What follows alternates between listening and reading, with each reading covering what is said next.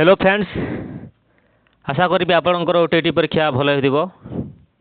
OTT परीक्षा सरीगला जेकोसी मुहूर्त भी आपणकर जूनियर टीचर बा असिस्टेंट टीचर नोटिफिकेशन बाहरी जापे। तेणु आपण मैंने अवहेला नक शीघ्र पढ़ापढ़ी आरंभ करूँ एवं जो मैंने प्रिपेरेसन कर जूनियर टीचर बा असिस्टेंट टीचर से आम चैनल टी सब्सक्राइब कर दिंतु, जहाँद्वारा आप परीक्षा उपयोगी वीडियो गुड़ा आम चैनल पाइपर।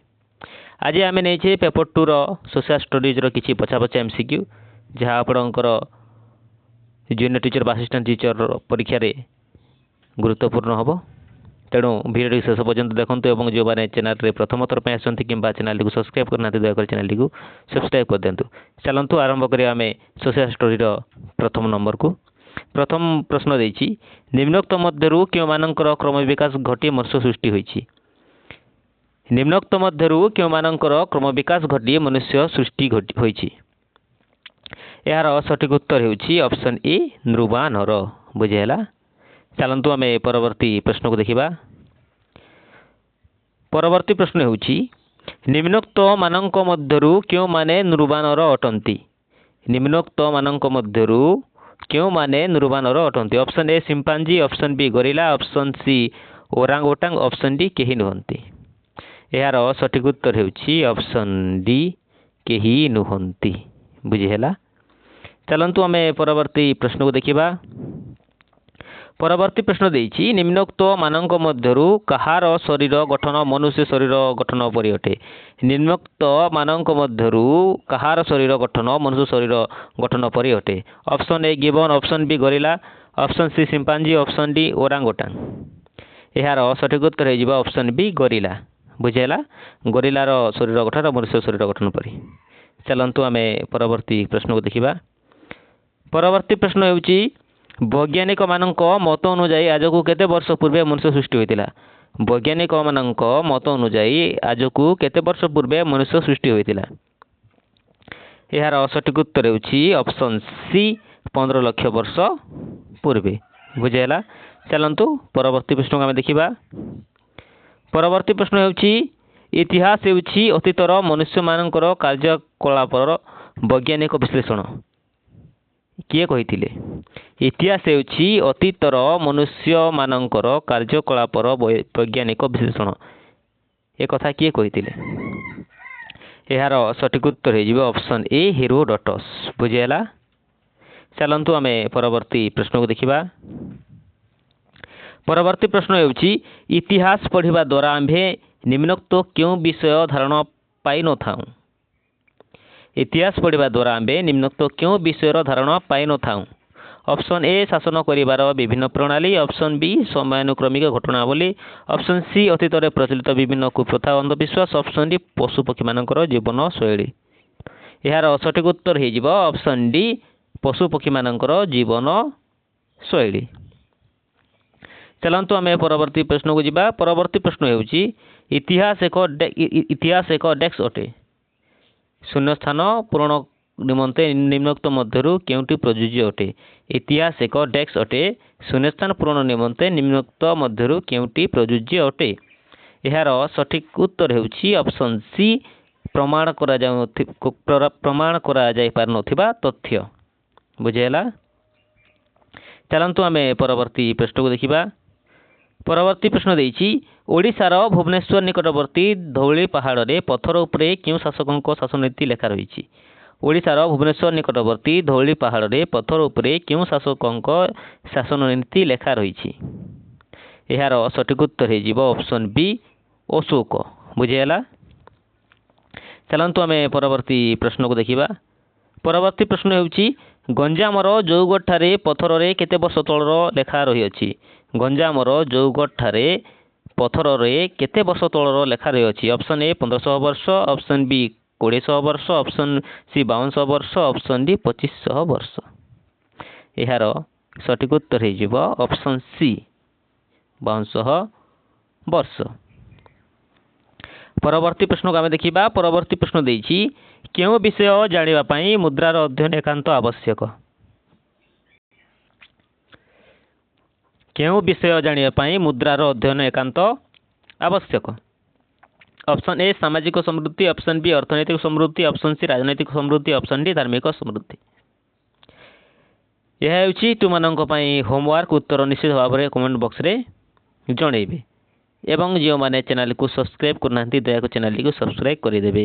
ଚାଲନ୍ତୁ ପରବର୍ତ୍ତୀ ପ୍ରଶ୍ନକୁ ଆମେ ଦେଖିବା। ପରବର୍ତ୍ତୀ ପ୍ରଶ୍ନ ହେଉଛି ନିମ୍ନୋକ୍ତ ମଧ୍ୟରୁ କେଉଁଟି ଏକ କୀର୍ତ୍ତି ଅଟେ?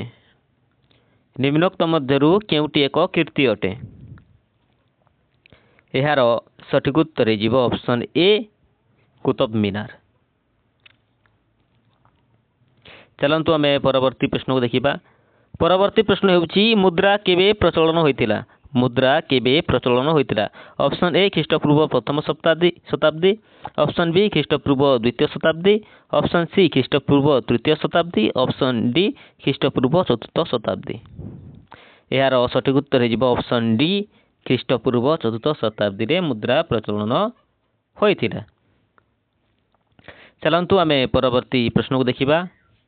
ପରବର୍ତ୍ତୀ ପ୍ରଶ୍ନ ହେଉଛି ଓଡ଼ିଶାର ଭୁବନେଶ୍ୱର ନିକଟସ୍ଥ କେଉଁ ସ୍ଥାନରେ ବୌଦ୍ଧିକ ଅବଶେଷର ଏକ ନମୁନା ରହିଅଛି? ଓଡ଼ିଶାର ଭୁବନେଶ୍ୱର ନିକଟସ୍ଥ କେଉଁ ସ୍ଥାନରେ ବୌଦ୍ଧିକ ଅବଶେଷର ଏକ ନମୁନା ରହିଅଛି? Option A Dhauligiri, option B Khandagiri, option C Sisupalgarh, option D Kaushalya Ganga. ଏହାର ସଠିକ୍ ଉତ୍ତର ଯାଉଛି ଅପସନ୍ ସି ଶିଶୁପାଳଗଡ଼। ବୁଝିହେଲା? ଚାଲନ୍ତୁ ପରବର୍ତ୍ତୀ ପ୍ରଶ୍ନକୁ ଆମେ ଯିବା। ପରବର୍ତ୍ତୀ ପ୍ରଶ୍ନ ହେଉଛି ନିମ୍ନୋକ୍ତ ସାହିତ୍ୟମାନଙ୍କ ମଧ୍ୟରୁ କେଉଁଟି ଧର୍ମ ସମ୍ବନ୍ଧୀୟ ସାହିତ୍ୟ ଅଟେ? ନିମ୍ନୋକ୍ତ ସାହିତ୍ୟମାନଙ୍କ ମଧ୍ୟରୁ କେଉଁଟି ଧର୍ମ ସମ୍ବନ୍ଧୀୟ ସାହିତ୍ୟ ଅଟେ? Option A Harshacharita, option B Prithviraj Raso, option C Mudra Rakshasa, option D Vishnu Purana. ଏହାର ସଠିକ୍ ଉତ୍ତର ହୋଇଯିବ ଅପସନ୍ ଡି ବିଷ୍ଣୁ ପୁରାଣ। ବୁଝିହେଲା? ଚାଲନ୍ତୁ ଆମେ ପରବର୍ତ୍ତୀ ପ୍ରଶ୍ନକୁ ଦେଖିବା। ପରବର୍ତ୍ତୀ ପ୍ରଶ୍ନ ହେଉଛି ନିମ୍ନଲିଖିତ ମଧ୍ୟରୁ କେଉଁଟି ଐହିକ ସାହିତ୍ୟ ଶ୍ରେଣୀ ଅନ୍ତର୍ଭୁକ୍ତ ଅଟେ? ନିମ୍ନଲିଖିତ ମଧ୍ୟରୁ କେଉଁଟି ଐହିକ ସାହିତ୍ୟ ଶ୍ରେଣୀ ଅନ୍ତର୍ଭୁକ୍ତ ଅଟେ? Option A Raghuvamsham, option B Manusmriti, option C Mudra Rakshasa, option D Mahabharata. ଏହାର ସଠିକ୍ ଉତ୍ତର ହୋଇଯିବ ଅପସନ୍ ଏ ରଘୁବଂଶମ। ବୁଝିହେଲା? ଚାଲନ୍ତୁ ଆମେ ପରବର୍ତ୍ତୀ ପ୍ରଶ୍ନକୁ ଦେଖିବା।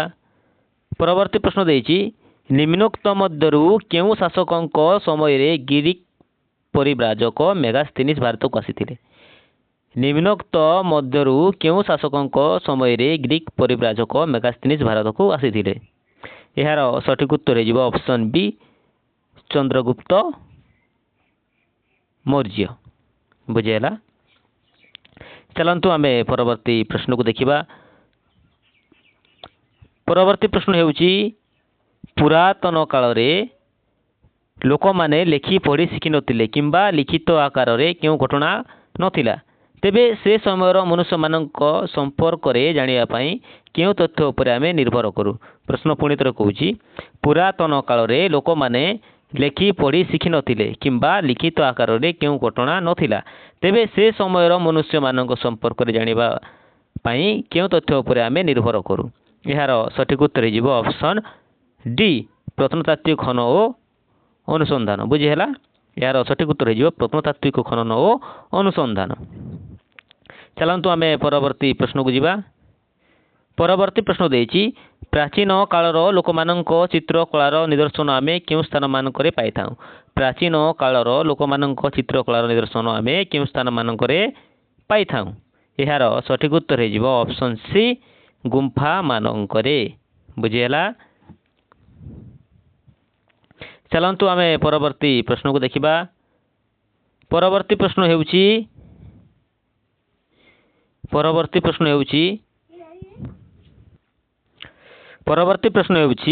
ମନୁଷ୍ୟ ଲେଖି ଶିଖିବା ପରେ ବିଭିନ୍ନ ଘଟଣାକୁ ପଥର କାନ୍ଥ, ଖମ୍ବ, ତମ୍ବାପଟା, ତାଳପତ୍ର ଓ ମାଟି ଇତ୍ୟାଦିରେ ଲେଖିପାରିଲା।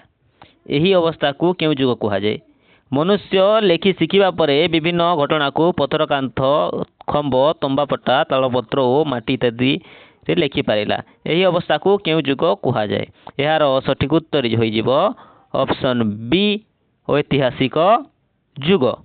ବୁଝିହେଲା? ଚାଲନ୍ତୁ ଆମେ ପରବର୍ତ୍ତୀ ପ୍ରଶ୍ନକୁ ଦେଖିବା।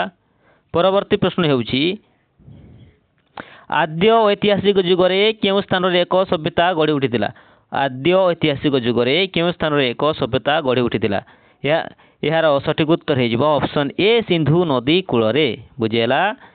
चलंतु आमे परवर्ती प्रश्न को देखिबा। परवर्ती प्रश्न हेउची भारत पृथ्वीर केउं गोलार्धरे अवस्थित भारत पृथ्वीर केउं गोलार्धरे अवस्थित ऑप्शन ए पूर्व ऑप्शन बी पश्चिम ऑप्शन सी उत्तर ऑप्शन डी दक्षिण यार सठिक उत्तर हो ऑप्शन सी उत्तर बुझीगला। भारत पृथ्वीर उत्तर गोलार्धरे अवस्थित। चलंतु आमे परवर्ती प्रश्न को देखिबा।